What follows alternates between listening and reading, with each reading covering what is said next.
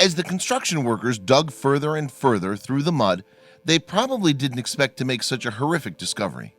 But that's exactly what they did. 8 feet beneath London streets, where a mass grave had lain undisturbed for centuries. The workers were digging as part of the Crossrail project in London, which will open new routes across the city for commuters. The $18 billion venture involves 37 different stations and is set to be completed in 2018. In order to link existing stations with the new 73-mile line, tunnels have to be dug across London's underground network, and it was during one such dig that the workmen made a chilling discovery. The find occurred 8 feet below Charterhouse Square, an area just outside the city of London, in 2013. Located between Farringdon and Barbican, the 18-foot wide pit contained 25 skeletons, arranged in neat rows, and it seemed likely that the unfortunate victims may have all been killed by the plague.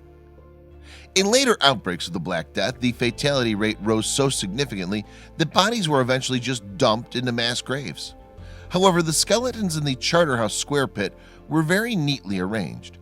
As a result, archaeologists hypothesized that they likely came from one of the earlier incidences of the disease. Nevertheless, the death toll during the initial outbreaks of the disease were still high enough to necessitate emergency burial grounds. Indeed, with churchyards full, plague pits are thought to have been dug throughout London in the 14th century. One such burial ground was said to have been located just outside the city of London's walls. However, precisely where had always been unknown, until the Crosswall workers uncovered the grave beneath Charterhouse Square. If the sites were indeed one and the same, then a 660-year-old mystery was on the brink of being solved. Charterhouse Square, once described as a no man's land on the city limits, lies between the modern Farringdon and Barbican areas of London. By the 17th century, it had become part of the capital, but no one was aware that the ground beneath the surface was filled with bodies. However, further analysis was needed to determine whether the skeletons retrieved by the Crossrail workers were really plague victims. And in finding out, archaeologists hoped to discover more about the disease itself. In 2014, Crossrail announced the results of its analysis. Forensic tests revealed that the skeleton's teeth did indeed contain the bacterium Yersinia pestis, more commonly known as the plague. And these particular victims had all perished during the first outbreak of the disease between 1348 and 1350. Archaeologists believe that around 50,000 people may have been buried in the plague pits around Farringdon over a 3-year period. They also managed to determine that the Farringdon burial site was used again in the early 15th century after a second outbreak. However, it turned out that this wasn't the first time construction workers had discovered a burial site in the area. According to newspaper reports at the time, skeletons were dug up around Charterhouse Square in the mid-19th century. Of course, it was never confirmed back then that the bodies in them were plague victims. In fact, the Farringdon site is one of the few confirmed plague pits to have been dug up in London. Yet despite that, it's thought many remain undiscovered beneath the city streets. The first one was unearthed in the 1980s in East Smithfield, not far from the Farringdon burial ground. Forensic tests of the skeletons found underneath Charterhouse Square have also shown a light on the lives of medieval Londoners. For instance, many of the corpses showed signs of damage to the spine. It's likely then that they were involved in heavy manual labor.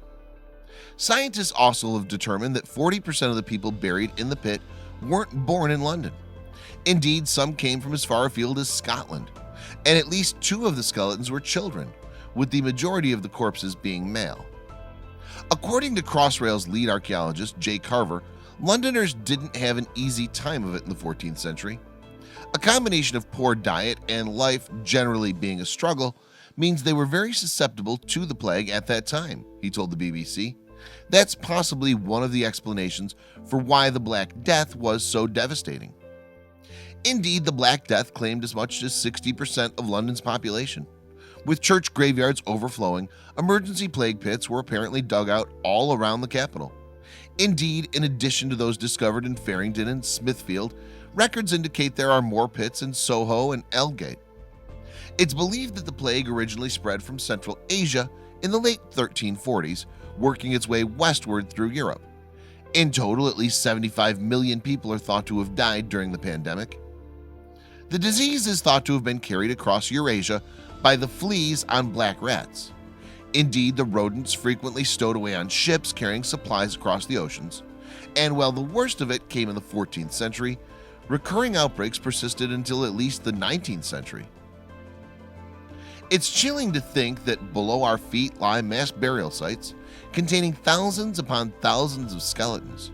And since Crossrail workers' discovery in Farringdon, archaeologists have been scanning the area using radar technology to determine just how far the burial site spreads. Indeed, more graves have already been picked up, and from those we may be able to find out even more about how this deadly pandemic spread.